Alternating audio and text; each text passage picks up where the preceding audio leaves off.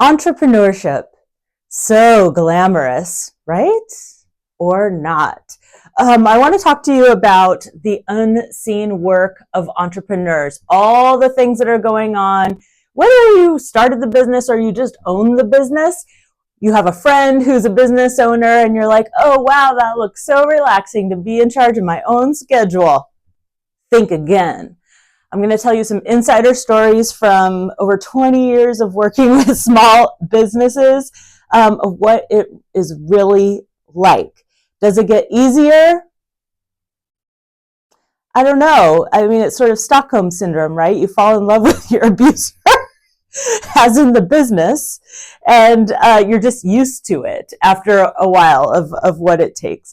So I am wearing a jumpsuit from Wild Fang, which is one of my favorite small businesses. And I have the great privilege of being friends with some of the people behind the scenes, including the person who started it. And it's a brand that is known, nationally, even internationally. I see it on TV shows, movies. I see people wearing the clothes, and the founder herself is really well known and well loved, deservedly. She's a really fantastic human, and the team's loyal. They've been there for a long time. This brand is, I don't know how many years old, like at least 10. So you would think, oh, they're balling out, they're rolling on beds of money all day, every day. They are not. They are not. The ups and downs of owning and running a business are wild. They're insane. And there's so many times you're like, why am I still on this roller coaster? I got to go hang with the Wild Fang fam last week and do a social media shoot that'll be out soon. And like, they're there getting their hands dirty. The executives like are running this shoot. They're figuring out, how to manage costs and figure out how to like stay relevant in a world that is changing all the time. Think about how different the world was even 10 years ago when the brand was a lot younger, right? So they're not like sitting back, letting things run themselves. They have to like continuously adapt. They're sourcing the clothes from wherever. Technology's advancing. Tariffs come along.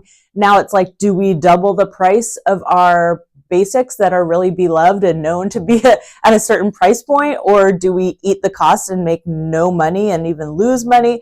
Those are the kinds of things that businesses have had to go through and stress about. And I think when you've started a brand that you really love, that's really part of your heart and part of who you are, those decisions are even harder because it's very difficult to be entirely objective, of course, but you really care. Like, you really care about your customers and what these decisions will result in. One big thing that I tell my friends about being a small business owner is you're not working, 9 to 5, and then you leave it at the office and you shut it off and you go out. I have a lot of discipline in my job, and I can because I'm a service provider, and my clients don't have actual emergencies. They may think it's an emergency, but I train them that they don't have actual emergencies in the kind of work we do, which is strategic planning, leadership development. But if I am, at home at night, getting ready in the morning, on the weekend, like, I always have to kind of have the business running on background, right? I'm always getting ideas. I'm always thinking about how I can improve things.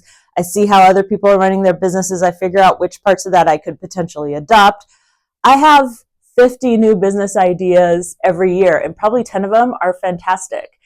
But I can't just jump ship and go chase one of those things because I'm also like a solo breadwinner. So I also have to worry about, like, I'm not subsidized. I got to make sure this money keeps flowing even if I need a break. So throughout the 17 years now of being self-employed, vacation's always a little bit tricky. As my team got bigger, less so. But I remember at the beginning, like, do I still charge my clients on my monthly retainer if I'm going out of town, or do I hire someone really super hard. Not to mention, you're not just covering your salary, you're also covering your benefits, all the expenses, everything like that. So say you're making $100K at your job. Oh, okay, I just need to go start a business that brings in $100K. Well, no, think again, because you've got expenses.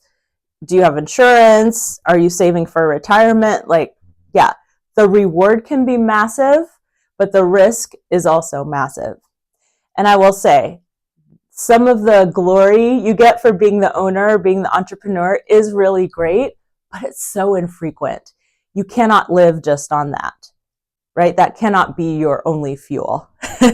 And when people ask me, like, oh, how do I do what you did? How do I start this kind of business? I'm like, well, you've got to basically have all my same psychological issues and benefits, because so much of why I've just stuck with it over time is I can handle a lot of risk because I don't have dependents, right? And so I just have to take care of myself. So I know how to live a lifestyle that is pretty frugal. So when I was starting out, it didn't totally like bring me down to like start building up my revenue over years, which it did take years.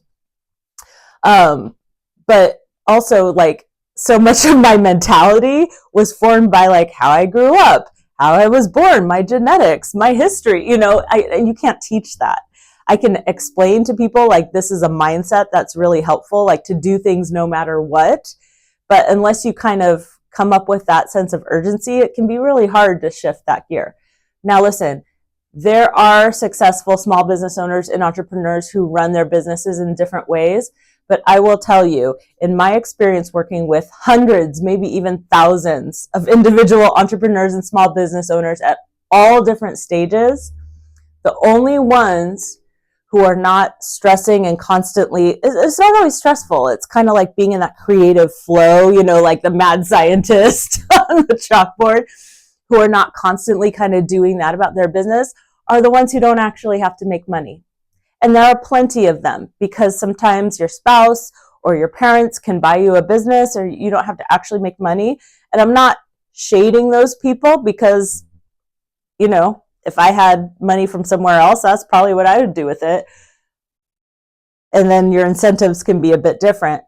But even then, when I have clients like that, they still care about their business. They just maybe can unplug a little bit better because they have some financial security somewhere else. Not always, though. Not always. And so I think, especially with young people who are thinking like, I want to be a business owner, I want to be an entrepreneur, I'm going to ball out. I mean, look at how so many people actually got there. Look at the actual stories.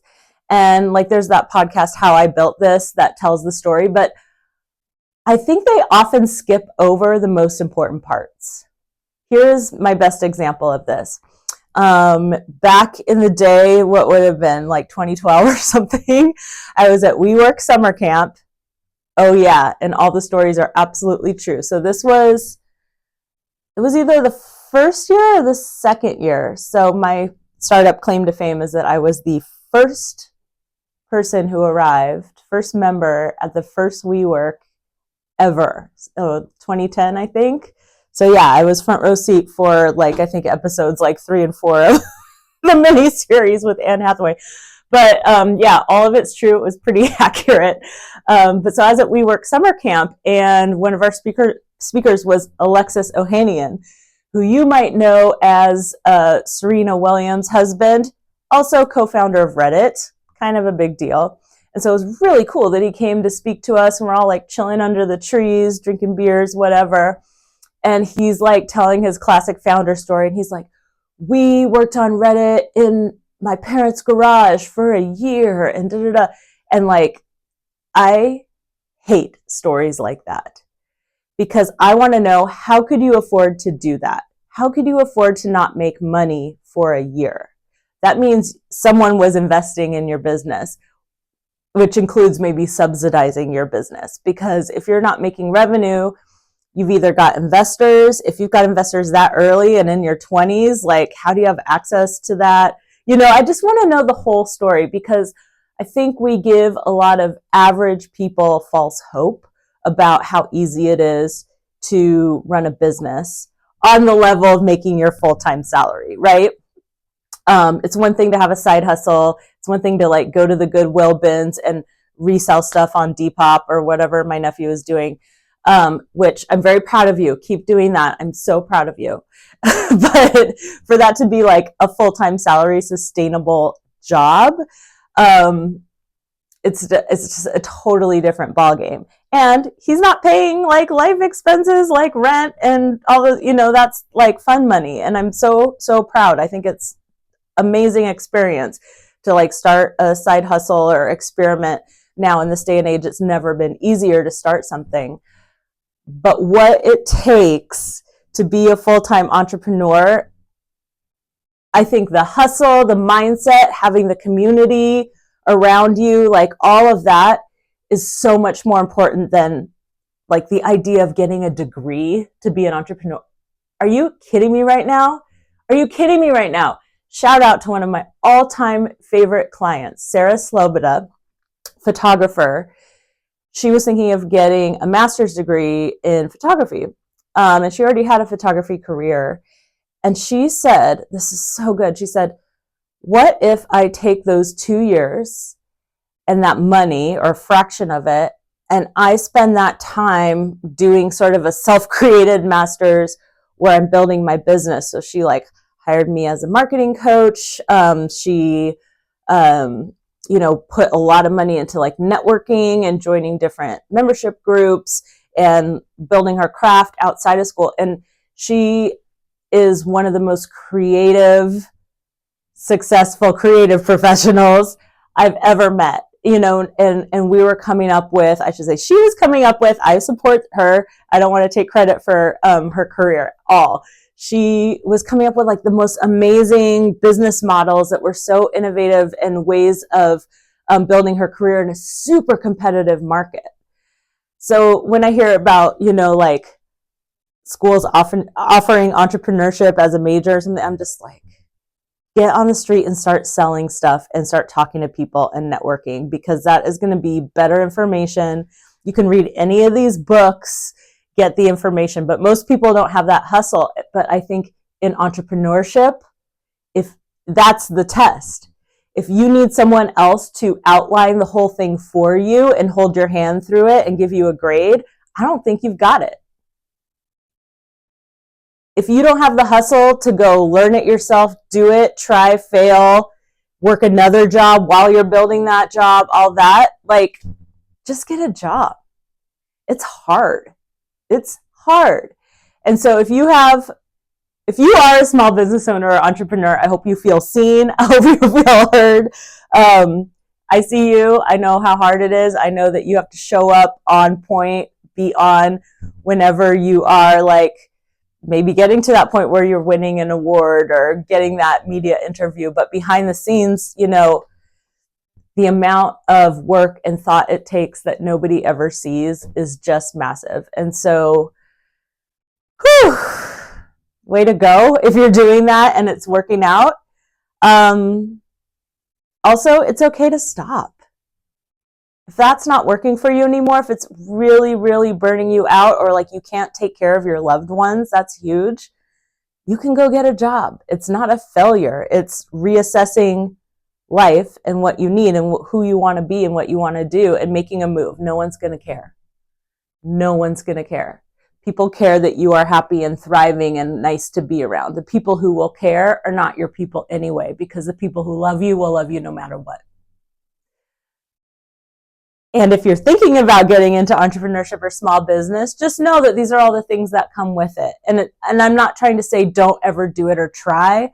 I'm saying, hedge your investment. Maybe it's not time to take the full leap. Try it on the side. Make sure you have an idea that's actually going to work beyond what your mom thinks is cool.